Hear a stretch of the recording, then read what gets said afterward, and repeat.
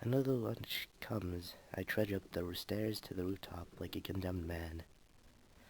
Rena's up there, but Emmy's not. Immediately I worry that something's happened to her. Maybe the lack of sleep finally made her collapse, or something worse. She seemed pretty tired after our morning run. Maybe she fell asleep and didn't even make it to class. Hey Rin, where's Emmy? In response, I gather a penetrating look from Rin, and something approaching a frown appears on her face. Is that information really important? I think so. Usually here with you, isn't she? I don't know. I have no way of being sure. I can confirm that she is, in fact, usually here when I come up. Well, she isn't now. Does that worry you? Kind of. Hmm. It seems that in a conversation, the point becomes moot anyway, because Emmy bounds through the door with her usual energy. This I was kind of worried about you, Emmy. I don't think he can decide, or maybe I just don't believe him. But I think I'm gonna go somewhere less awkward now. Rin. Yeah.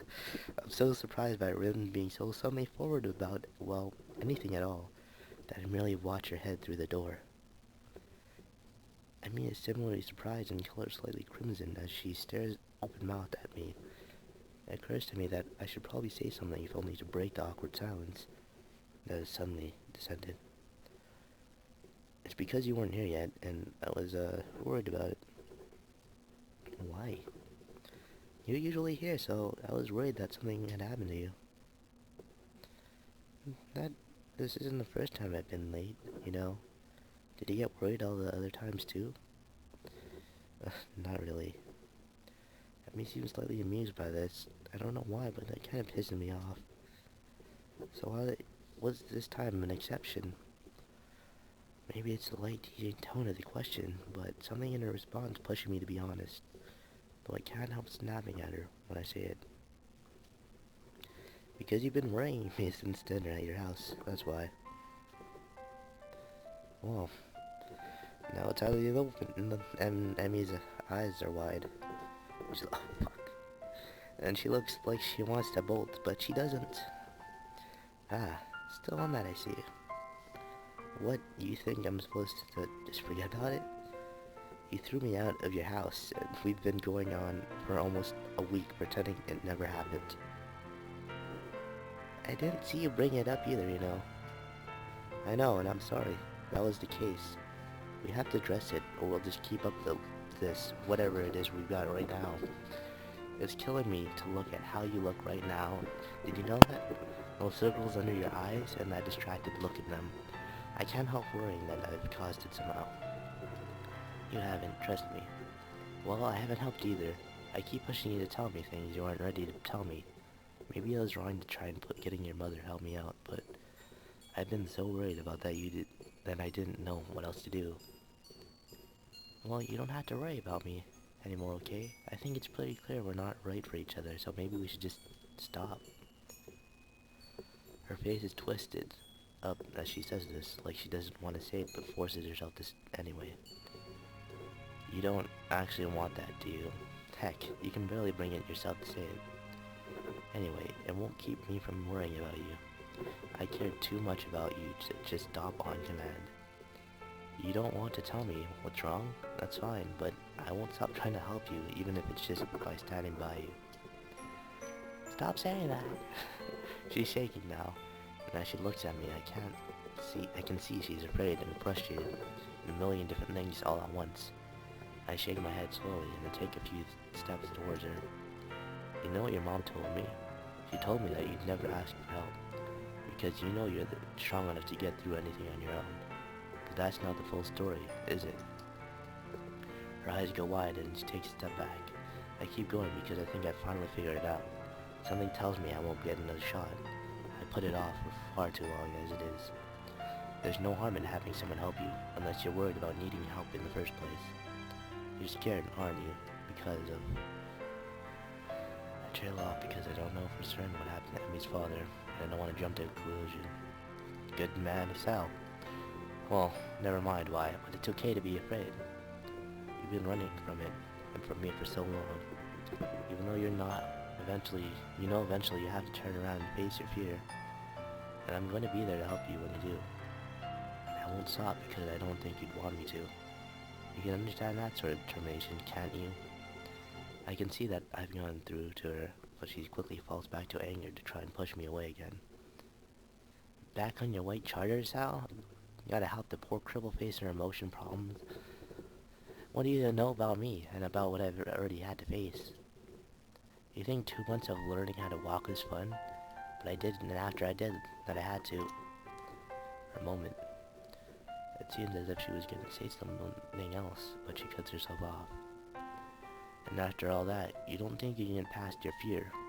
Emmy, I can't fathom what you've been through, but to come through it and still be that sort of girl that you are, well, it makes me think that you've even more strength than you think.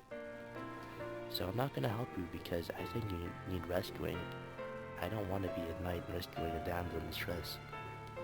But even nights help each other out, you know.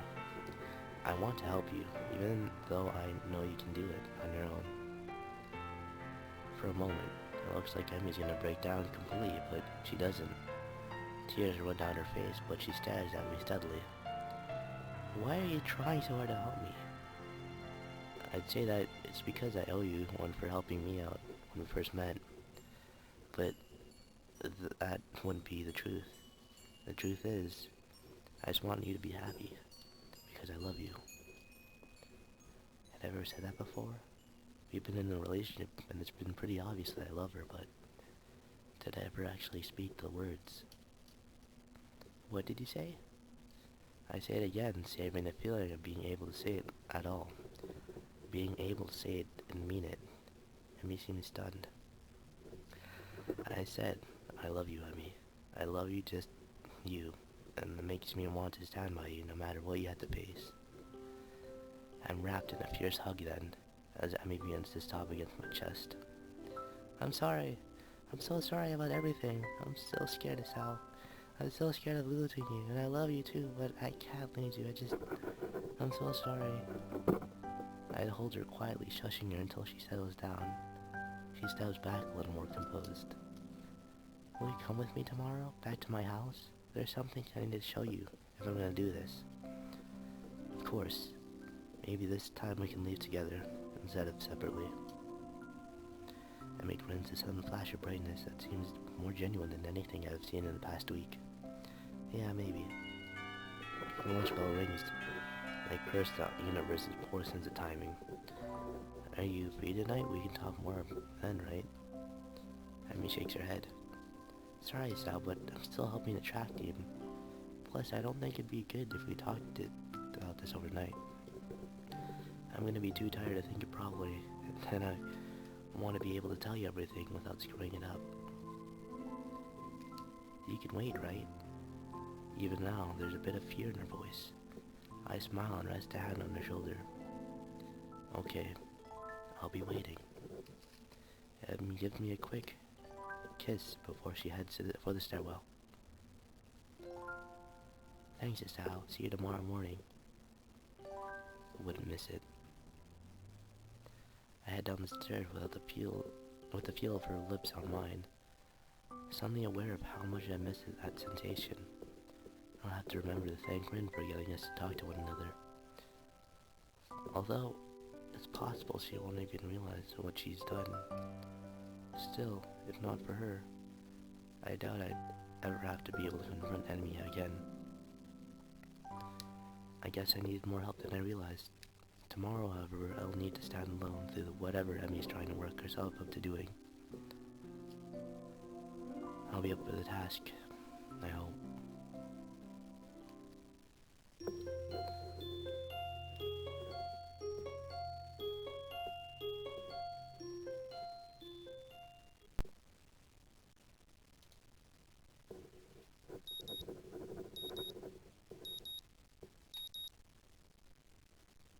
The morning sun is bright through my open window, and the sound of my alarm is quickly has me up and about. I slept surprisingly well last night, secure in the knowledge that at least I've got another chance with Emmy. If I can just keep myself from doing anything stupid.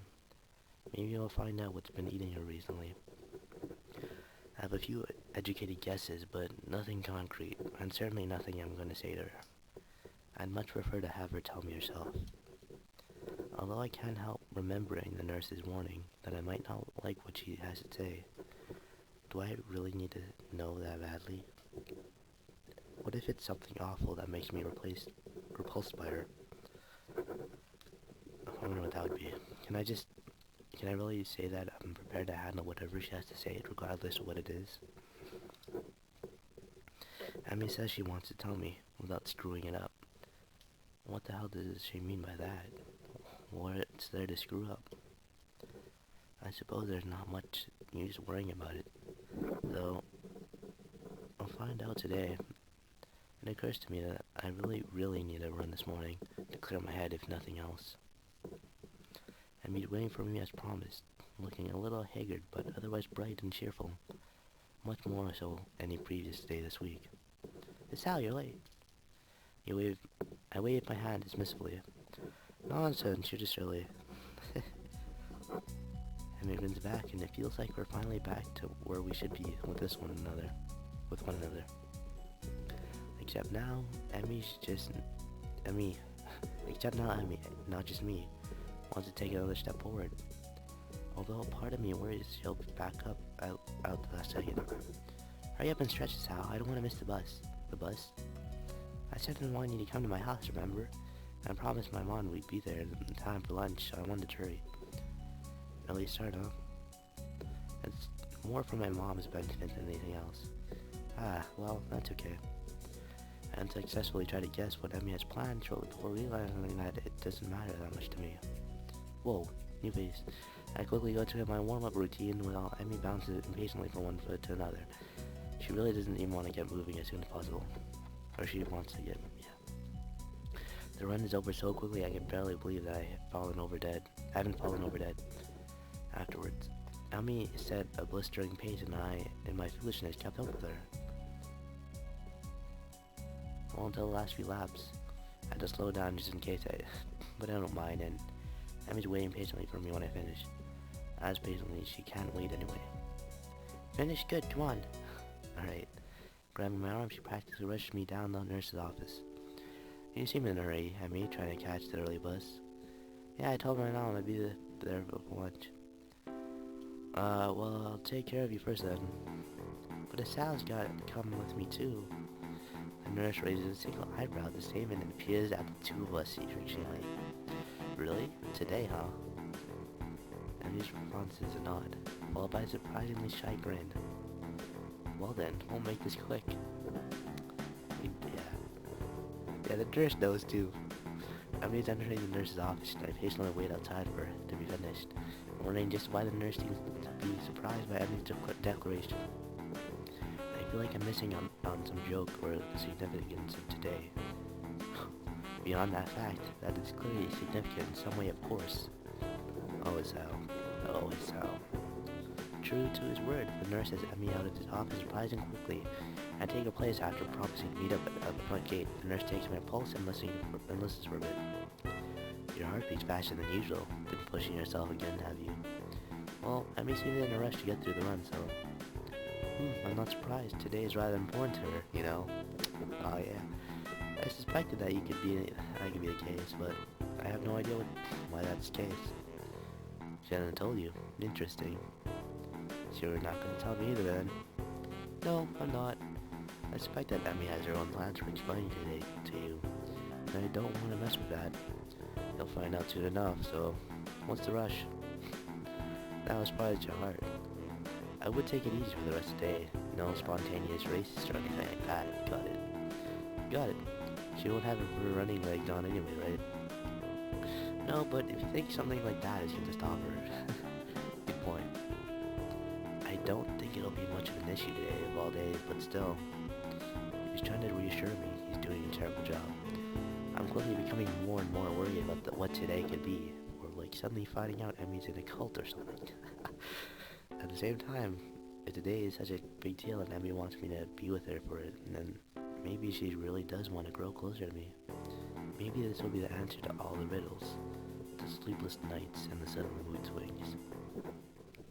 Either way, I barely remember to thank the nurse before taking off as quickly as I dared from my room. To get a shower and throw on some decent-looking clothes, if something as important as it seems to be, I should dress appropriately. Emmy, of course, proves me wrong as soon as I reach the front gate wearing her usual shirt and shorts. At least I know it's not terrible formal fare, whatever it is. You're early, Sal. Not as early as you. Either are we. Emmy cheerfully pokes out her tongue. The bus stop isn't very crowded at this hour, which seems to please Emmy, and we end up relaxing a little bit as we wait. We sit in silence for a while, but I can tell that Emmy's trying to work herself up to say something. I don't have anything to say to myself, so I sit waiting for her to talk. It doesn't take too long. So I'm sure you're curious as to why the nurse thought it was so weird for me to bring you along today. I was a bit, yes, but if you're really not ready to tell me. Emmy stops my sentence by placing her fingers on my lips. Don't tempt me, Sal. I want to tell you this, but I'm just uncertain as to how to go about it. I don't want to keep delaying or deferring. I just want to be able to say it. So say it. You know that it's not going to be that easy for me, Sal. So treat it like running. Warm up to it like something small and easy and go from there. But don't do it too fast, okay? I'm a patient man. I can wait for you to get to it. Emmy seems to consider my words, weighing them against what is probably a desire to get it over with. I will admit, as much as I keep telling Emmy to take her time, I wouldn't mind her getting it over with either.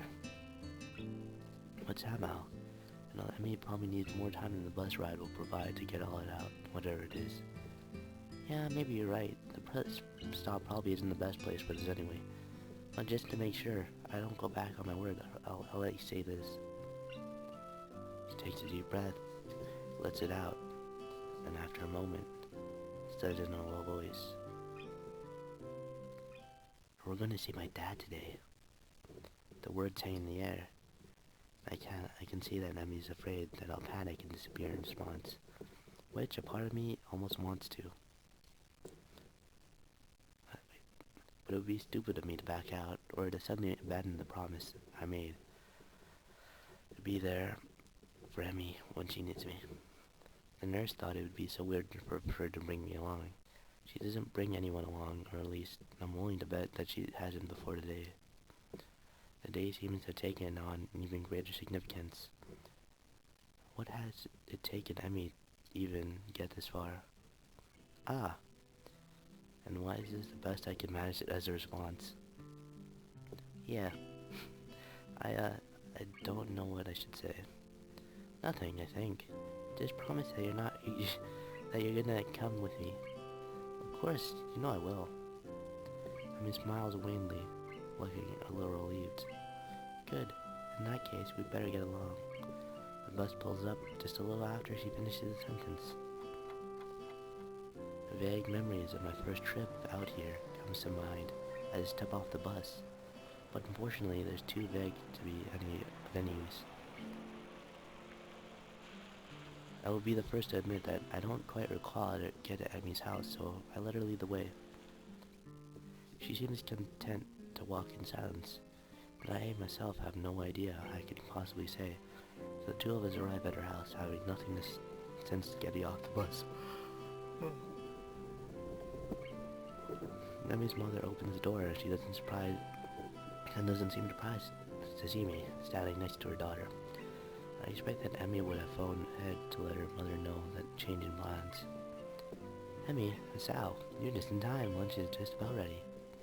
Great. I was right. I was afraid we might be running late. As far as you were going this morning, I doubt that there would be much of a chance of that. I certainly hope that she wasn't too much of a bother, Sal. She tends to get a little paranoid about being on time when food's involved. I hadn't noticed. There's a swat of the arm from Emmy, who, despite the serious nature of our conversation on the bus, the almost brooding quiet walk has quickly become cheerful again. I'm not going to keep her mother from worrying about whatever it is Emmy plans to tell me later. Mr. Berzaki ushers us in, and in short order, we're round the table devouring lunch. I hadn't realized how hungry I was until I got here, but for once I seemed to be eating almost as much as Emmy. Goodness, it's a good thing I made so much. The two of you are acting like you haven't been eating in days. I skipped breakfast this morning. Me too. Had to catch a bus, I assume. And I figured they'd make too much food so it wouldn't matter if I skipped breakfast. Well, it's good to know that I'm predictable. Emmy nods enthusiastically, and conversation falls off again as we very nearly clear the table of anything edible. It's testament to the sheer amount of food on offer that we don't finish everything. I lean back in my chair with a sigh and thank Mr. Berzaki for the food. I'm glad you like it, Asao. Now, has Emmy told you where we're going? Yes, sort of. Is it far from here? Not really, but we'll drive there to save time. It closes kind of early. I nod in assent and stand up ready to go. Well then, shall we? Mr. Berzaki nods and leaves the room to grab his keys. Emmy and I notice I started to fidget nervously. Second thoughts? Emmy smiles tightly at me and shrugs. She's fallen silent again, which probably means that I'm right, and that she's trying to bring me along. Not that I blame her, she's done such a good job of shutting me out that I doubt it's easy to suddenly open up. Honestly, I'm worried that she's forcing it. But she said while waiting up for the bus that I'm not supposed to give her a chance to back out. And since I promised to go with her anyway, I suppose there's not much of a choice. I can't go back on my promise, and she can't go back on hers. I just hope that the both of us are up to it. We're off. Emmy blows through the dining room, collects the two of us, and heads out the door, and at a brisk pace. Now I know where her daughter gets from. The car pulls up at the cemetery gates, and I feel like Emmy tenses up beside me. I reach over and give her hand a comforting squeeze, which causes her to relax a little. Emmy's mother doesn't follow us, explaining that she prefers to visit the grave alone. Emmy steps through the gates and looks back as if to make sure I'm still there. We step into the cemetery. I don't feel comfortable in cemeteries. Gravestones littered to the ground, each one serving as a reminder that someone used to be alive and is no longer. How many died young? How many as old as I am now? When do I wind up a marker of my own? How much longer do I have left? The concept of not waking up, not seeing Emmy anymore, is not a happy one. It frightens me, and I've very nearly turned around and exited right there and then and there. I don't want to go among dead people. I don't want to see their stones and think about who they were and what they could have been if they only had more time. Then I look at the girl next to me, and my resolve returns. Emmy striding in purposely down the path, eyes clear, setting a pace that's very nearly a jog. The sooner we get there, I suspect she thinks, the better. We're here. A gravestone, wholly unremarkable in everything except the same name etched upon it. The grass has grown up around the base. Emmy's eyes have riveted to the stone. After a few moments, she turns around, looking surprisingly calm yet solemn. Pink's not actually my favorite color, you know. What? I'm warming up to it. People tend to think pink's my favorite color. I think it's because I like strawberries, and even though those are red, they just assume pink's the right color for strawberries. And that's my favorite color, but it's not. I'm too polite to tell anyone otherwise, and of course, it's not that kind of thing worth getting worried about. But I'll bet even you thought pink was my favorite color. Blue, that's my favorite color. My mom and dad are the only two who know that, and now you do too.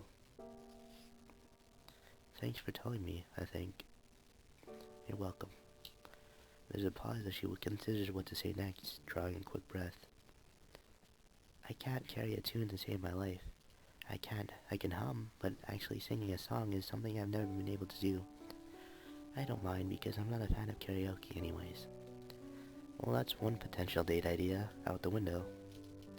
People all think that I'm a really popular and friendly person, but I only have a few close friends, probably because I keep everyone in the dark. But I think it's also because I hate the idea of losing a close friend. There aren't many people worth the risk. I'm terrible at saying goodbyes. I sometimes think I can only run because it's what I used to do with my father. You're not my first boyfriend. I dated a guy for a long while during my second year at Yamaku, but in the end we broke up because I didn't want to get close to him. He couldn't move the distance between us. Her rate of speaking increases slightly, as if she's rushing towards the finish line. I'm actually 1 year older than you. Everybody thinks I'm younger because I'm short, but I had to skip one school year because of my accident. They initially thought I was paralyzed when they pulled me out of the wreckage and lost my legs already, but they were afraid I wouldn't even be able to use what was left of them. After surgery, it was clear that the initial assessment was mistaken. I couldn't feel my legs because of shock, short-term paralysis due to the other trauma I'd experienced. My recovery was one of the fastest I'd ever seen, or so they told me. I never found out if they were serious about that or if they told me that to all the patients learning to walk again. She pauses, gathering herself for one last effort. 8 years ago, I lost my legs, and I lost my father as well. He died on the way to the hospital. I didn't even get to go to the gravesite until 2 months later, and I couldn't attend his funeral. I'm so sorry. Don't be. That's what everyone always says, that they're sorry. I hate hearing that. Like anyone could have done anything to change what happened. You know the best piece of advice I got? These things happen. I don't even remember who said it, but I guess they didn't have anything better to say. But it's true, you know? These things happen, and there's nothing you can do about it. They aren't necessarily planned, and they aren't always as bad. They aren't always good, but they are. So I made the decision that I would live without worrying about the future, and to be sure that I never had to say goodbye again, and decided I wouldn't let people get close to me anymore. After all, they could be taken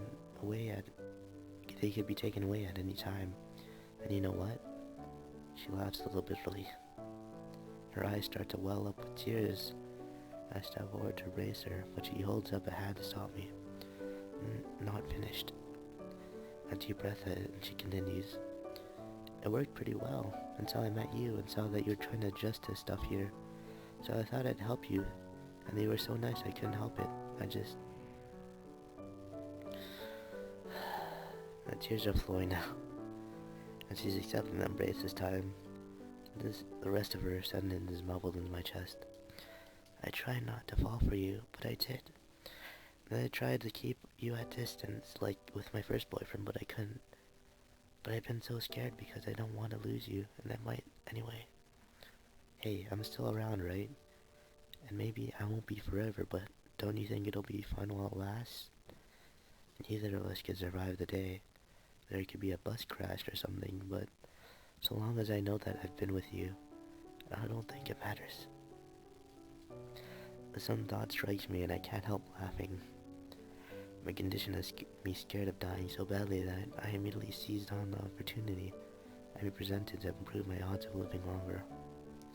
Without Emmy, would there have been any motivation to keep up with my running? It hits me that Emmy is the reason I want to go running every day, so I can spend as much time with her as possible. Emmy looks up at me confused. We'll go on living until we stop. And when we stop living, we'll be able to know that at least we've had the time together. And I wouldn't have it any other way. Because I love you, Emmy. And right now, that's enough for me. Emmy smiles through her tears and steps back from me. You know, it's funny. What is? I thought the best way to live in the moment was to do it alone. But now I don't think I have it any other way. I'm glad I met you, Isao. Well, these things happen. And I stay by the grave for a while, as Emmy pays her respects to her father. When she's ready to go, we exit the graveyard side by side. Emmy's mother drives us back to Yamaku. The trip back is very quiet. We wave goodbye as the car drives off. I glance down at the girl leaning on my arm. How are you feeling? Emmy shrugs non-committally. I'll be fine. Come on, let's go.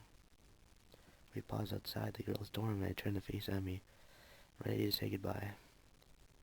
Why don't you come up for a while? Okay.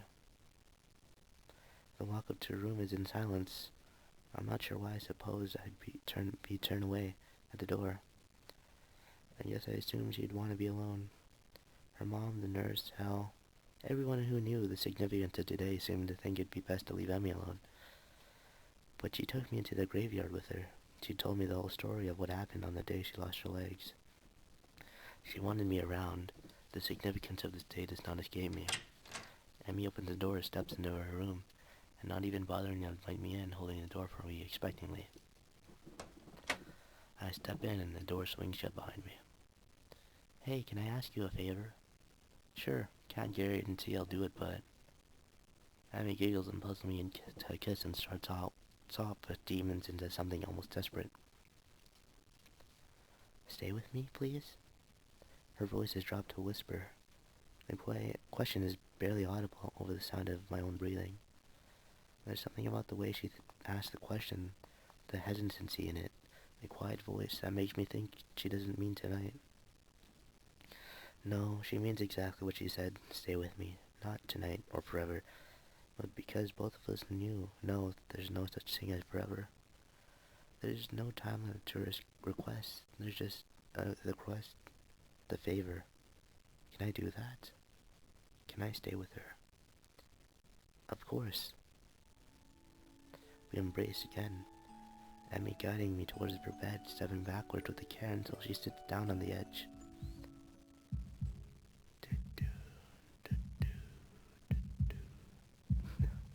Sure.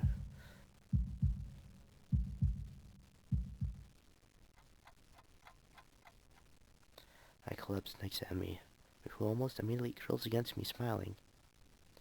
Mentally, I feel grateful that Emmy keeps her nails short.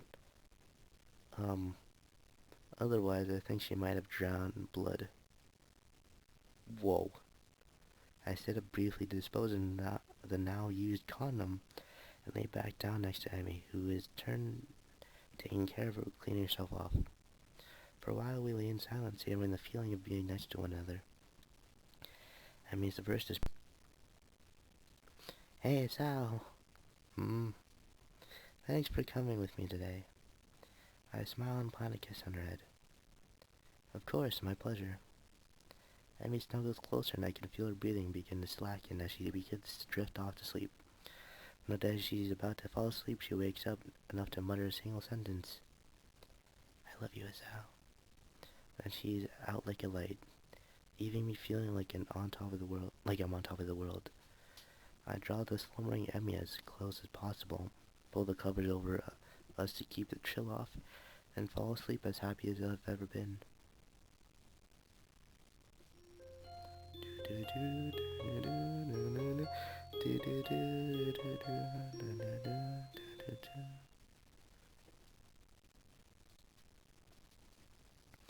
This morning light seems to reach further into Emmy's room than it does into mine.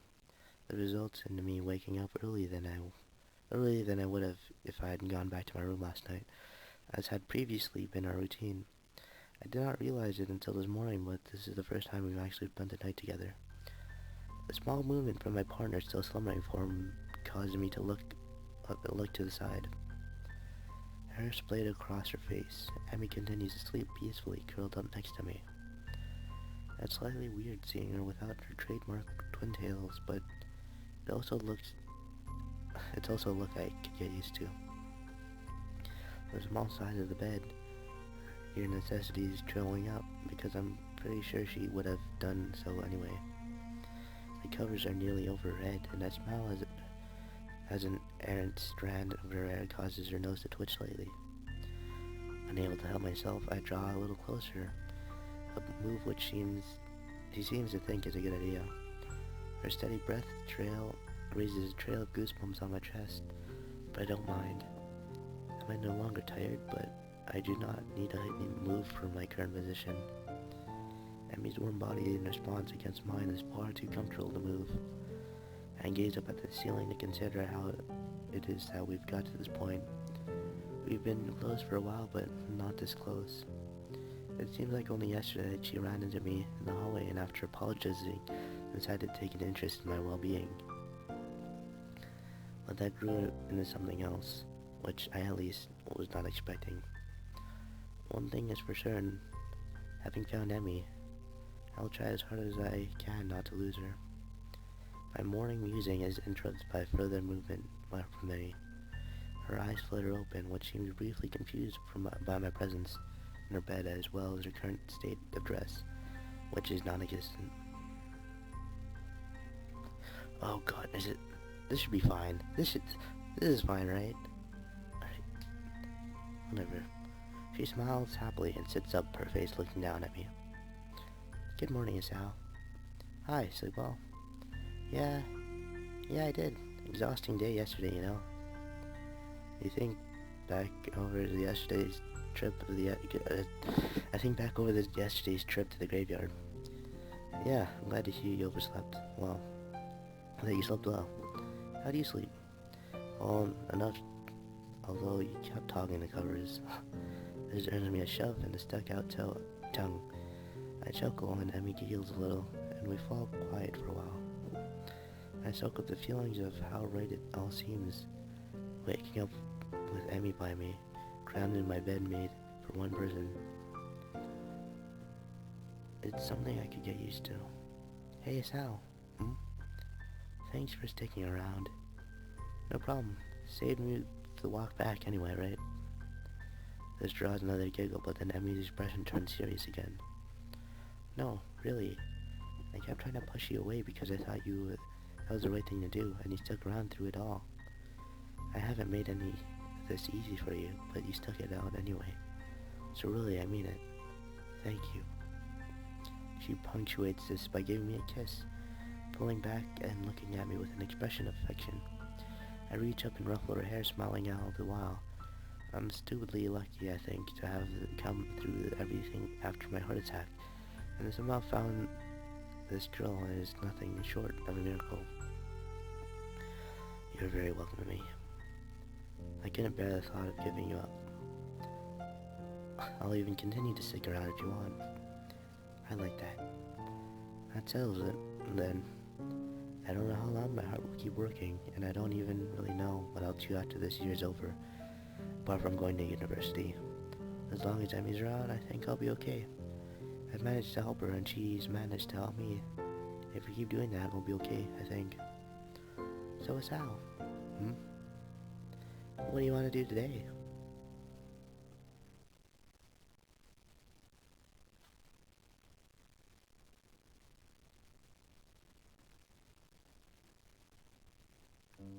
That's the end of Emmy's route.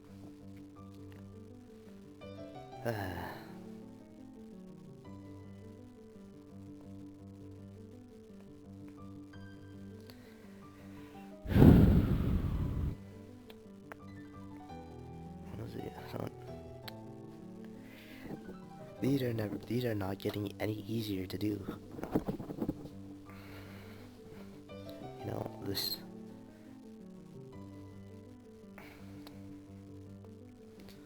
well, yeah, this was really fun. I really like this, route. It was really light, it was really funny. I had a lot of laughs, but yeah, it was really good.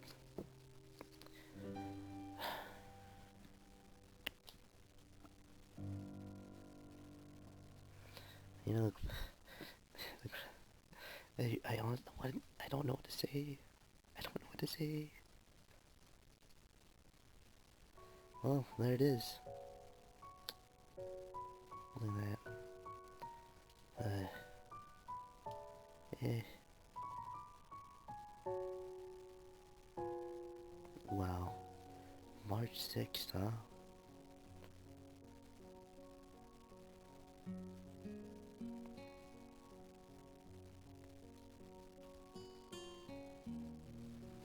Hmm. Well, I don't... I've liked all of these so far. I don't really know. I wouldn't be able to pick a favorite even if I wanted to.